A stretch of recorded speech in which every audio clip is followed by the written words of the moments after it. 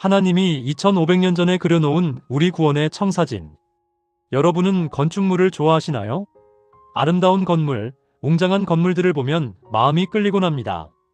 하지만 오늘 제가 들려드릴 건물은 단순히 아름답기만 한 것이 아닙니다. 이 건물은 인류의 구원 전체를 담아낸 3차원의 메시지입니다. 2500년 전에 이스라엘 광야에 지어진 성막, 그것이 오늘 우리의 이야기입니다. 이야기는 모세에게서 시작됩니다. 모세가 산 위에서 40일을 머물러 있을 때 하나님은 그에게 매우 구체적인 명령을 주십니다. 내가 그들 중에 거할 성소를 그들을 시켜 나를 위하여 지으라. 단순히 한 건물을 짓는 것이 아니었습니다.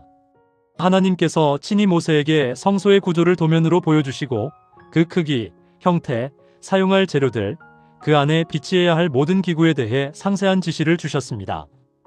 그런데 여기서 중요한 것이 있습니다. 이 지상에 지어진 성막은 무엇입니까? 성경은 명확하게 말합니다. 참것의 그림자이고 하늘에 있는 것들의 모형입니다. 다시 말해, 이것은 하늘에 있는 참된 성소의 축소판이었다는 것입니다. 우리의 대제사장 그리스도께서 당신의 생명을 희생 제물로 바치신 후 죄인을 위하여 봉사하기로 되어 있는 하늘 성소의 모형이었던 것입니다. 이제 성막이 어떻게 지어졌는지를 봅시다. 매우 흥미로운 점은 하나님께서 백성들에게 자원하는 헌물만을 받으셨다는 것입니다. 강제가 아니었습니다. 의무가 아니었습니다.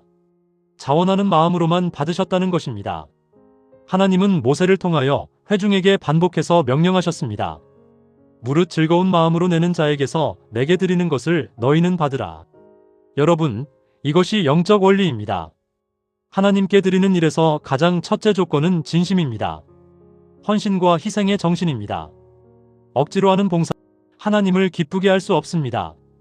그래서 무슨 일이 벌어졌을까요? 모든 백성들이 마음을 합하여 응답합니다. 성경을 직접 들어보시겠습니다. 무릇 마음이 감동된 자와 무릇 자원하는 자가 와서 성막을 짓기 위하여 그 속에서 쓸 모든 것을 위하여 거룩한 옷을 위하여 예물을 가져 여호와께 드렸으니 곧 마음에 원하는 남녀가 와서 가슴핀과 귀고리와 가락지와 목걸이와 여러 가지 금품을 가져왔으되 사람마다 여호와께 금 예물을 드렸습니다. 여성들도 참여했습니다. 성경은 이렇게 말합니다. 마음이 슬기로운 모든 여인은 손수실을 낳고 그 낳은 청색 자색 홍색 실과 가는 배실을 가져왔으며 마음에 감동을 받아 슬기로운 모든 여인은 염소털로 실을 낳았습니다. 심지어 어린아이들도 기여했습니다. 얼마나 감동적인가요? 하나님을 예배할 성소를 짓는다는 일에 모든 사람, 모든 계층이 자신의 최선을 드렸던 것입니다. 금, 은, 보석, 갑진, 천 등등 그들이 가진 최선의 것들을 가져왔습니다. 결국 어떤 일이 벌어졌을까요? 일을 맡은 사람들이 깨닫습니다. 가져온 물건이 너무 많아서 쓰고도 남는다는 것을. 그래서 모세는 온 진영에 이렇게 선포합니다. 물론 남녀하고 성소에 드릴 예물을 다시 만들지 말라. 충분하다는 선포입니다. 충분한 것을 넘어서 남는다는 선포입니다. 여러분, 우리도 이 정신을 배워야 합니다. 교회를 짓는데도 하나님의 사업을 하는데도 이런 정신이 필요합니다. 옛날 성막을 건축하던 사람들이 말했던 것처럼 더 이상 헌물을 가져오지 말라고 할 만큼 충분한 액수의 돈이 너그러운 마음으로 들여져야 합니다. 이제 성막의 구조를 살펴봅시다. 성막은 이스라엘 백성들이 여행하는 동안 분해하여 운반할 수 있도록 건축되었습니다. 그래서 규모가 작았습니다. 길이가 55피트, 너비와 높이가 각각 18피트에 지나지 않았습니다. 하지만 장엄했습니다. 건물의 벽은 아카시아 나무, 조각목이라고 불리는 나무로 만들어졌습니다. 그 나무는 신의 광야에서 얻을 수 있는 어떤 다른 나무보다도 내구성이 강했습니다. 그리고 모든 것이 금으로 옷 입혀져 있었습니다. 마치 전부가 순금으로 만들어진 것처럼 보였습니다.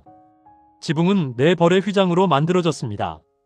제일 안쪽은 가늘게 꼰 배실과 청색 자색 홍색 실로 그룹을 공교히 수놓아 만들어졌습니다. 다른 셋은 각각 염소털, 붉은 물을 들인 수양의 가죽, 해달의 가죽으로 되어 있었습니다. 이것들은 완전한 보호덮개 역할을 했습니다. 건물은 금으로 싼 기둥에서 드리워진 아름다운 휘장으로 두 칸으로 나뉘어졌습니다. 이 휘장들은 청색, 자색, 홍색 등 가장 화려한 색깔로 만들어졌는데 아름답게 배합되어 있었습니다. 그리고 천사들을 나타내는 그룹이 금실과 은실로 짜여져 있었습니다.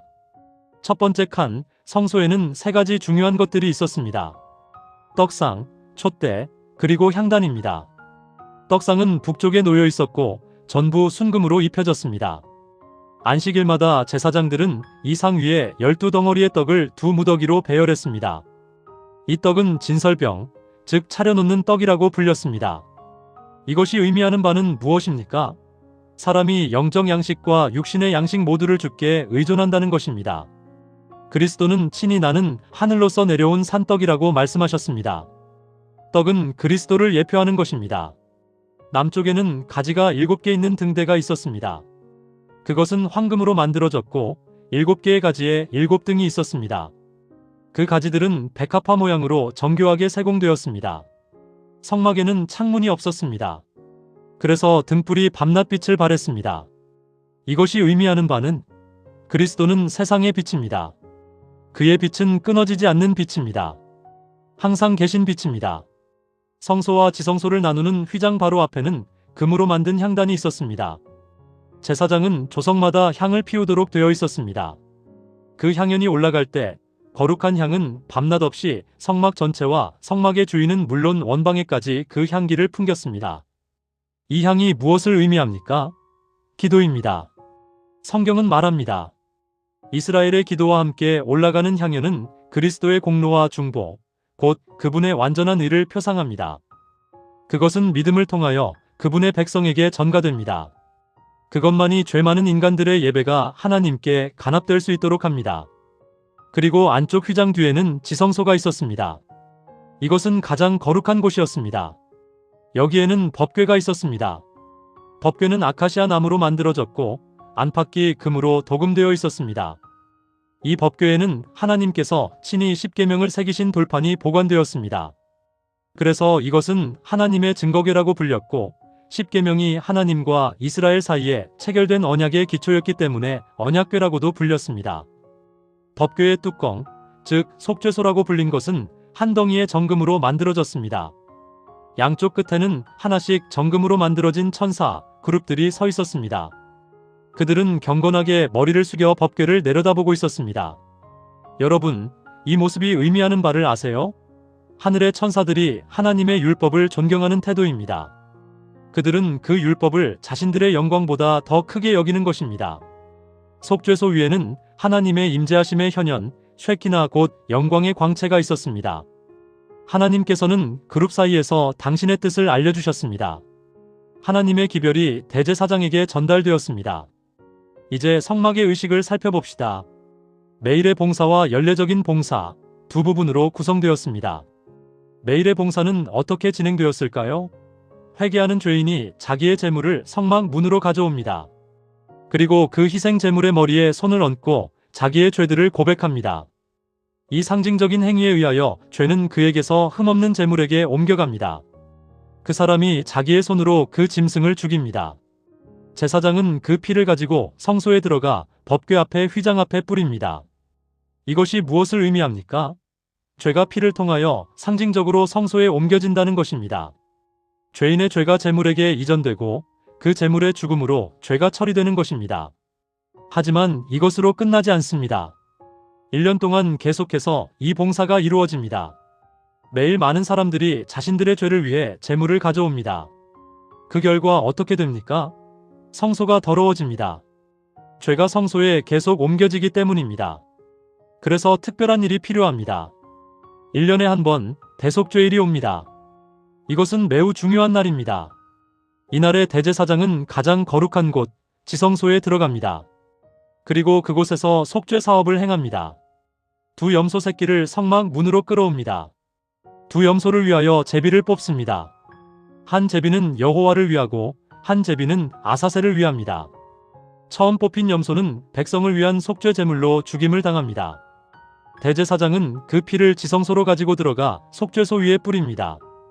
이스라엘 자손의 부정과 그 범한 모든 죄를 인하여 지성소를 위하여 속죄하고 또 그들의 부정한 중에 있는 회막을 위하여 그같이 할 것입니다. 그리고 그 다음이 매우 중요합니다. 대제사장은 산 염소의 머리 위에 손을 얹고 이스라엘 자손의 모든 불의와 그 범한 모든 죄를 고백합니다. 그리고 그 죄를 염소의 머리에 두어 정해진 사람에게 맡겨 광야로 보냅니다. 이 염소는 아사셀 염소라고 불렸습니다. 여러분, 이것이 의미하는 바를 아세요? 죄가 백성에게서 완전히 제거되어 광야로 머나먼 곳으로 사라진다는 것입니다. 마치 죄가 영원히 분리되는 것처럼요.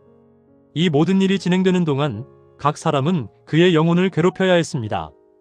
모든 일을 중지하고 온 이스라엘 회중은 기도와 금식과 마음의 깊은 반성으로 하나님 앞에서 겸비하게 그날을 보냈습니다.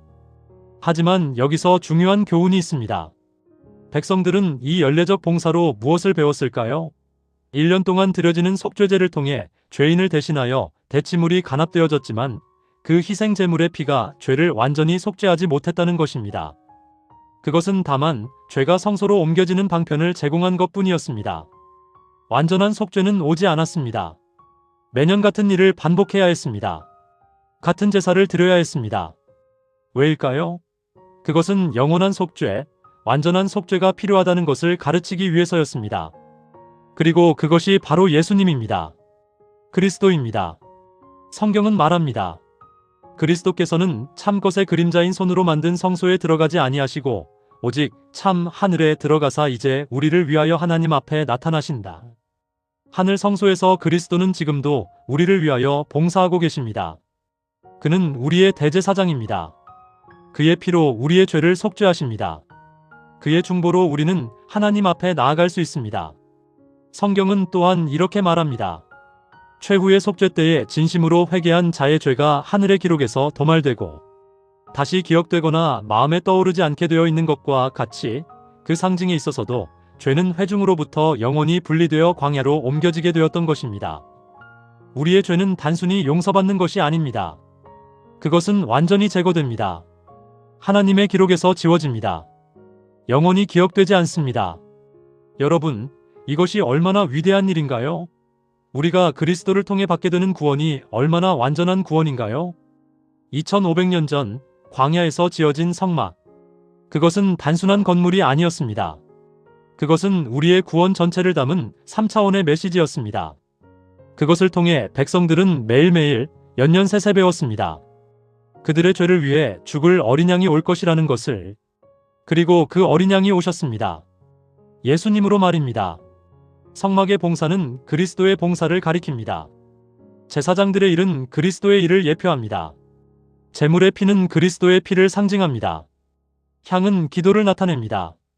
그리고 우리는 무엇입니까? 우리는 이 모든 예표의 대상입니다. 우리는 그리스도의 완전한 속죄의 혜택을 받는 자들입니다. 우리의 죄는 그리스도의 피로 씻겨졌습니다. 우리는 더 이상 정죄받지 않습니다. 마지막으로 기억해야 할 중요한 진리가 있습니다. 성막과 그 의식들을 통해 백성들이 배운 것이 무엇인가 하면 이것입니다. 성막과 후에 그 대신 세워진 성전의 봉사에서 백성은 날마다 그리스도의 죽으심과 봉사에 관한 위대한 진리를 배웠습니다. 그리고 해마다 한 번씩 대속죄일의 그리스도와 사단 사이의 대쟁투의 종국의 사건들, 곧 우주에서 죄와 죄인들을 최종적으로 제거하는 사건에 그들의 마음이 이끌려갔습니다. 이 진리는 오늘도 우리에게 유효합니다. 우리도 이 영원한 진리를 묵상해야 합니다. 우리도 우리 죄를 위해 죽으신 그리스도를 깨달아야 합니다. 여러분, 하나님이 2500년 전에 그려놓은 구원의 청사진, 성막. 그것을 통해 당신의 죄가 완전히 용서받았으며 완전히 제거되었으며 영원히 기억되지 않을 것이라는 희망을 가지시기를 바랍니다. 감사합니다.